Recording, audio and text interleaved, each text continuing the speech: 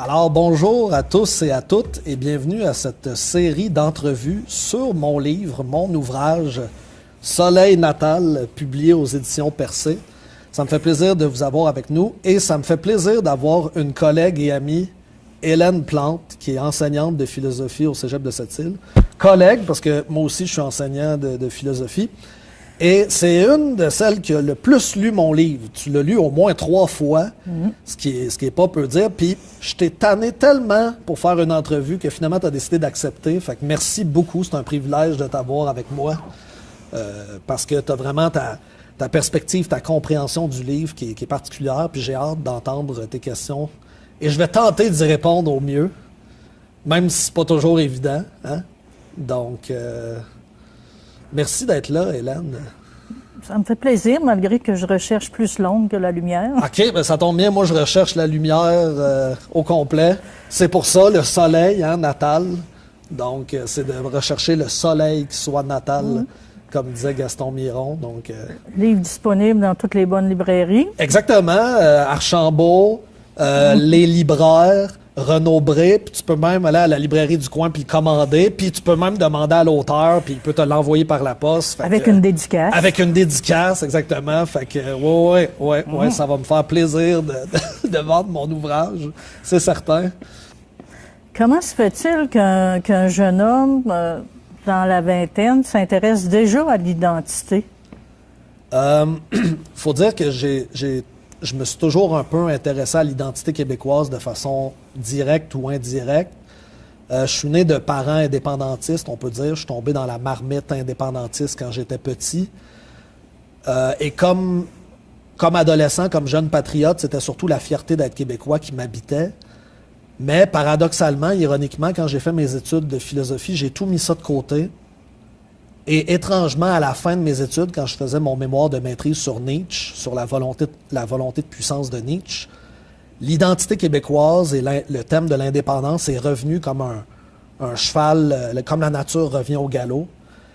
Et j'ai tout de suite su, en étudiant les philosophèmes de Nietzsche sur la volonté de puissance appliquée à un peuple, que j'allais tenter d'essayer de comprendre le peuple québécois parce que, honnêtement, je ne me comprenais pas, je nous comprenais pas comme peuple.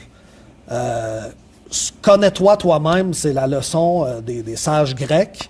J'ai toujours tenté d'appliquer ça à ma propre vie, comme individu, mais comme collectivité, j'arrivais pas à nous comprendre. Et ça posait un gros problème. J'observais nos comportements en regardant des vidéos d'archives sur l'identité québécoise, puis il y avait des choses qui étaient paradoxales, il y avait des choses qui étaient contradictoires, j'arrivais pas à mettre des mots là-dessus, puis ça me posait problème. Je trouvais ça pénible un peu, ouais. Et là, c'est en écoutant des vidéos d'archives sur René Lévesque, sur Pierre Bourgault, sur Gaston Miron, à temps perdu, que je suis tombé sur un événement du nous au Monument National, où j'ai entendu la femme de théâtre extraordinaire du nom de Paul Pelletier dire « Ce qui caractérise le peuple québécois, c'est la honte. » Et là, spontanément, je me suis mis à applaudir devant mon ordinateur parce que j'ai fait « Oui, c'est tellement vrai, on a honte. » Et la honte a comme été une clé de lecture pour la compréhension de notre identité collective. J'avais comme l'impression que c'était une porte d'entrée qui allait m'aider à comprendre. Fait que si, adolescent, j'avais été un patriote qui était pour la fierté du peuple québécois, blablabla, là, je m'étais dit, non, si je veux comprendre un peuple comme comprendre un être humain, il faut que je m'adresse aux blessures, il faut que je m'adresse à la souffrance. Et ça passait par la honte. Fait que là, j'ai rencontré Mme Paul Pelletier, j'ai fait des ateliers avec elle, je suis devenu son ami, j'ai appris beaucoup grâce à elle et je me suis plus du tout intéressé à la fierté, entre guillemets, mais plutôt aux souffrances du peuple québécois. C'est pour ça que mon livre c'est l'angle des blessures collectives. Comment, à travers l'histoire, les grands événements, que ce soit la fondation de la Nouvelle-France, la conquête, les rébellions des patriotes, l'invasion des États-Unis, les référendums, comment on peut comparer la grande histoire au récit d'un individu qui chemine dans son identité, dans sa psychologie.